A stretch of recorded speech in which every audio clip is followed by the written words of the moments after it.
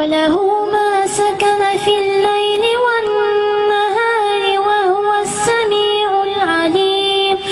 قل أغير الله أتخذ وليا فاطر السماوات والأرض وهو يطعم ولا يطعم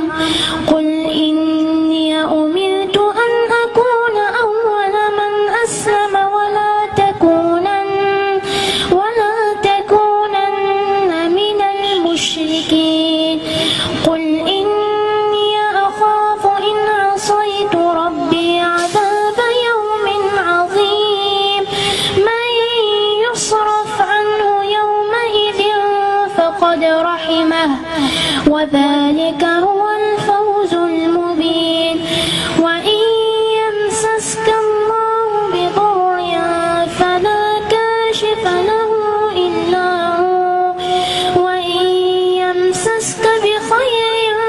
فهو على كل شيء قدير وهو القاهر فوق عباده وهو الحكيم الخبير قل أي شيء أكبر شهادة قل الله شهيد بيني وبينكم وأوحي إلي هذا القرآن لأنذركم به ومن بلغ أئنكم لتشهدون أن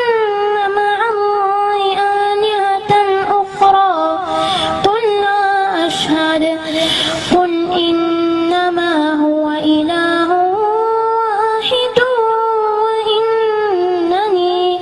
وإنني بريء مما تشركون